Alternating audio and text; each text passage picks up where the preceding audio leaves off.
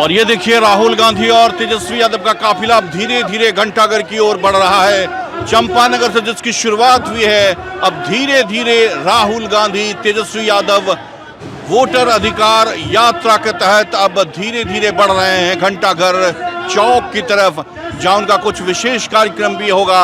और उनके साथ साथ राहुल गांधी को यहाँ पर देखने के लिए बड़ी भीड़ यहाँ पर कांग्रेसी कार्यकर्ताओं की, महागठबंधन के कार्यकर्ताओं की है।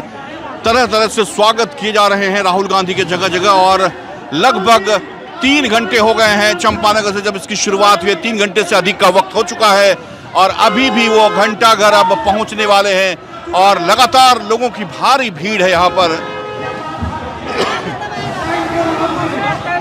तमाम तरह से उनका स्वागत करने के लिए लोग बेचैन हैं और जिस गाड़ी पर सवार हैं यहाँ पर राहुल गांधी, उनके साथ उस पर सवार हैं तेजस्वी यादव विपक्ष के नेता, बिहार के पूर्व उप मुख्यमंत्री, उनके साथ दीपंकर भट्टाचार्य कम्युनिस्ट पार्टी के, उनके साथ वीआईपी के मुकेश सहनी, ये तमाम नेता हैं। और अब ये धीरे धीरे घंटाघर की तरफ उनका ये कारवां, उनका ये काफिला बढ़ता हुआ और बड़ी तादाद में कांग्रेसी सड़क के दोनों तरफ से उनका स्वागत करते हुए। हम एक बार फिर से आपको बता दें तस्वीरों के माध्यम से, यहाँ पर जोरदार तरीके के साथ उनका स्वागत किया जा रहा है। एक विशेष माला यहाँ पर लेकर,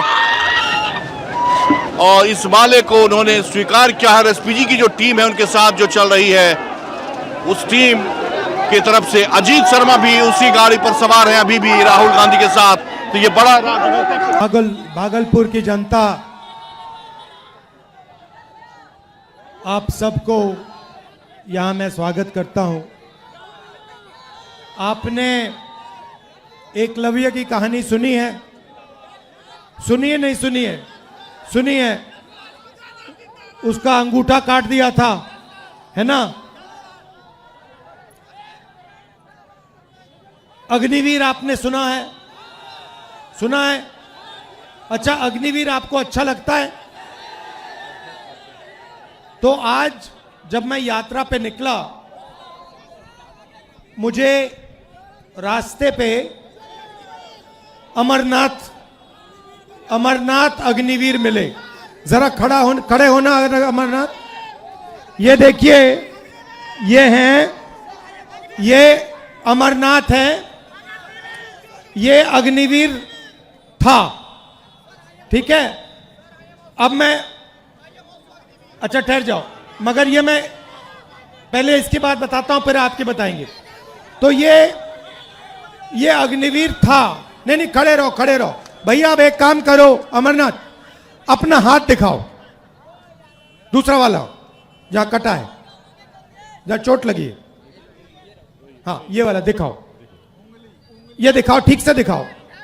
ये है नरेंद्र मोदी का काम। अब आप पूछो क्या, ये आपको बताएंगे।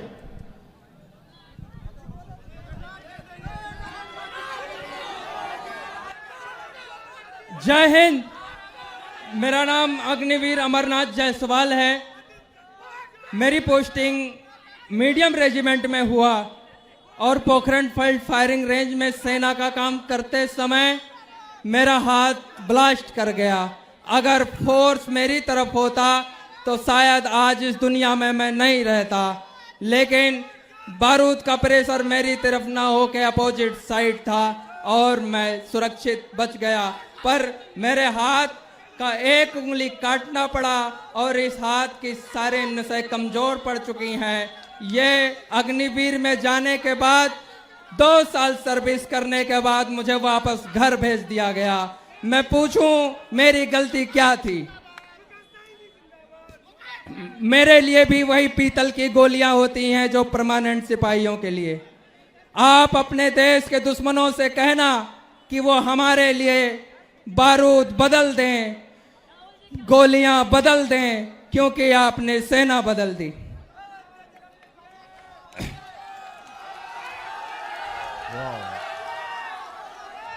मैं अपने देश के लिए थोड़ा जो कुछ कुर्बानी दी, मैं अपने देश को एक संदेश देना चाहता हूं कि भारतीय सेना देश की नींव जब देश की मंचों पर चढ़ने लगे तो समझ लेना चाहिए कि हमारा देश कमजोर हो गया।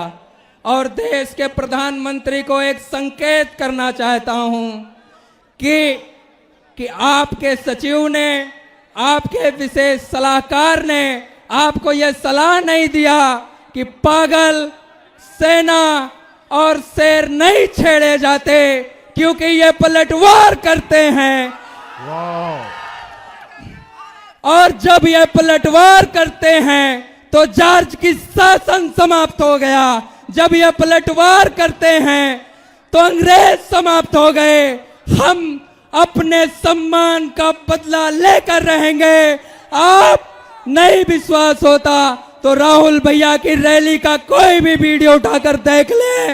ये युवा अपने मन के लिए खड़े हैं, आपको सत्ता से हटाने के लिए खड़े हैं। हम अपनी सेना के लिए खड़े हैं। धन्यवाद। भैया एक आखिरी बात ये भी बता दो, आप हो कहां के?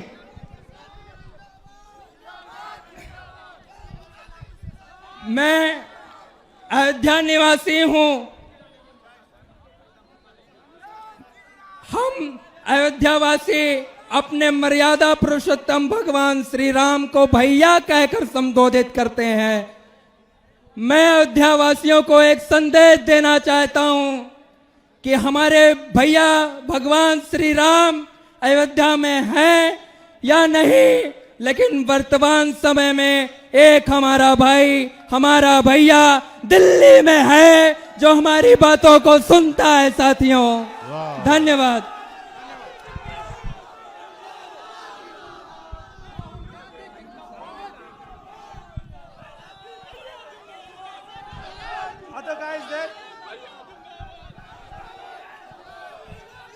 तो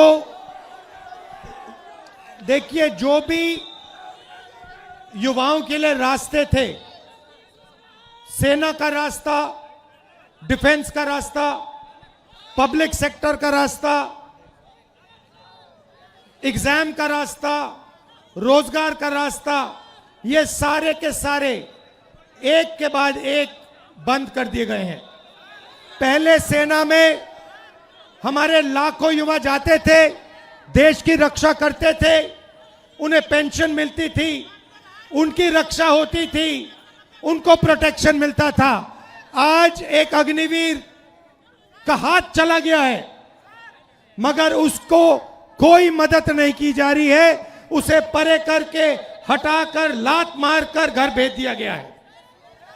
दूसरी बात, आप बिहार में, भैया बोलने दीजिए, बोलने दीजिए, डिस्टर्ब मत कीजिए। बिहार में आप, भैया बोलने दीजिए, युवा एग्जाम लेते हो, महीनों के लिए आप पढ़ाई करते हो। क्यों? क्योंकि आप रोजगार चाहते हो।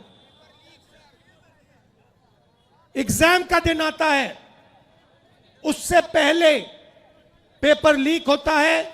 अमीर लोगों को, कनेक्टेड लोगों को सवाल के जवाब मिल जाते हैं, वो पेपर को एस करते हैं और आप लोगों को हटा दिया जाता है। उसके बाद जो पेपर एग्जाम में पास भी हो जाते हैं, उनके लिए इस देश में, इस प्रदेश में रोजगार नहीं मिल सकता। छोटे व्यापारियों को खत्म किया, नोटबंदी की, अग्निवीर लागू किया, गलत कानून किसानों के लिए लाए। ये हो क्या रहा है? ये हिंदुस्तान के गरीब लोगों को खत्म करने का काम किया जा रहा है। अब आप देखिए, आजादी से पहले आपके पास कुछ नहीं था। जो छोटे कमजोर लोग थे, किसान थे, मजदूर थे, दलित थे, जिनको आज हम ओबीसी कहते हैं, ये थे। आपके पास कुछ नहीं था। दलितों को कहा जाता था कि तुम्हें हम छुएंगे नहीं, अनटचेबिलिटी। करोड़ों लोगों को हर रोज हिंदुस्तान में कहा जाता था कि तुम्हें हम छुएंगे नहीं। परछाई पड़ती थी, परछाई पड़ती थी तो कहते थे नहीं, परछाई तक नहीं पड़ सकती थी। जो ओबीसी कहलाते हैं, आपको दबाया जाता था। आप भूल गए हो, शायद आप भूल गए हो, मगर आजादी से पहले आपको दबाया जाता था, आपको मौका नहीं दिया जाता था। आजादी के बाद कॉन्स्टिट्यूशन दो मुझे भाई, अलंकार, संविधान दो।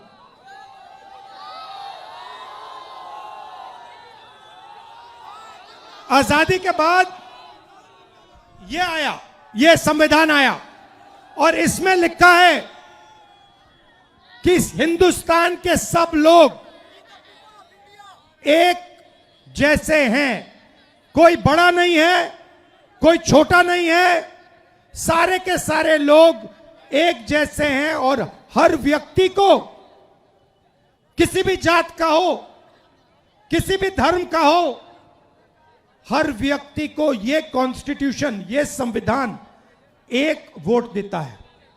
दो नहीं देता, तीन नहीं देता, आधा नहीं देता, एक वोट देता है। One man one vote, one woman one vote. अब नरेंद्र मोदी जी और इलेक्शन कमीशन मिलकर आपसे आपका वोट छीन रहे हैं, चोरी कर रहे हैं, संविधान पर आक्रमण कर रहे हैं। यह संविधान अंबेडकर जी के खून पसीने से बना, महात्मा गांधी, जवाहरलाल नेहरू, सरदार पटेल, सुभाष चंद्र बोस, इनके खून से बना है और नरेंद्र मोदी और इलेक्शन कमिश्नर मिलकर आपका वोट आपसे चोरी कर रहे हैं। क्यों चोरी कर रहे हैं? क्योंकि वो जानते हैं कि आपकी शक्ति, आपकी आवाज इस संविधान में है और आपकी आवाज, आपकी शक्ति वोट से सुनाई देती है। आप देखिए यहां पे इन्होंने लाइट ऑफ कर दी, लाइट काट दी, देखा आपने, लाइट काट दी। मगर ये सोचते हैं कि लाइट काटने से आवाज बंद हो जाती है। आवाज नहीं बंद होती, आवाज अंधेरे में सुनाई देती है और इसीलिए ये आपकी आवाज को बंद करने की कोशिश कर रहे हैं। कह रहे हैं कि भैया आपका जो हक है, जो वोट है, वो आपसे ले लेंगे।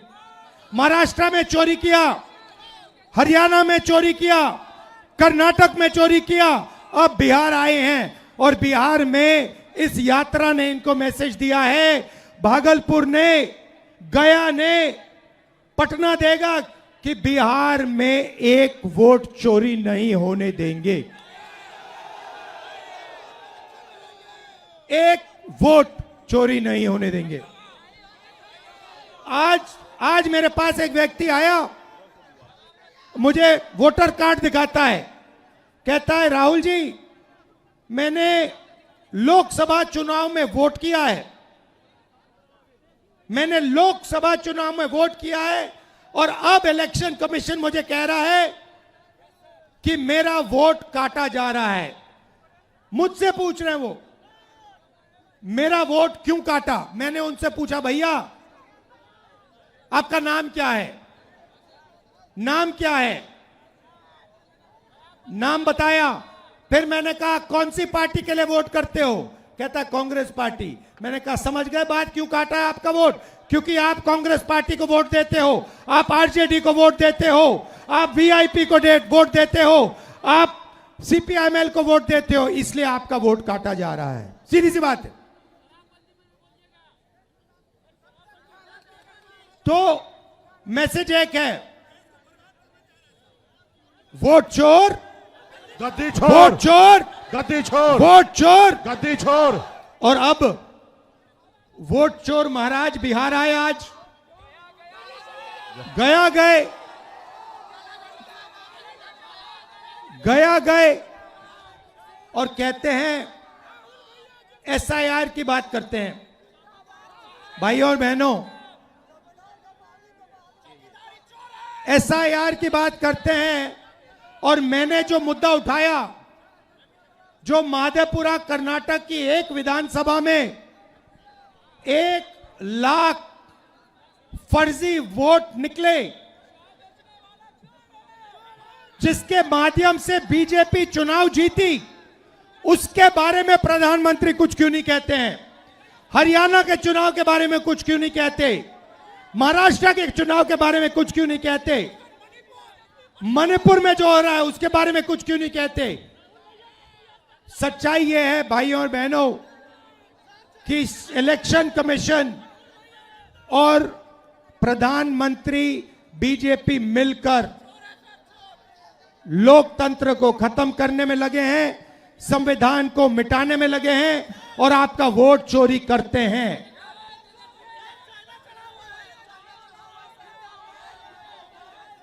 भाइयों बहनों, आपने इस यात्रा में भाग लिया, इतनी शक्ति आपने, बिहार की युवा शक्ति आपने इस यात्रा में डाली। बारिश में, धूप में आप आए, आप हमारे साथ खड़े हुए, इसके लिए दिल से आपको धन्यवाद करता हूं। नमस्कार, जय हिंद।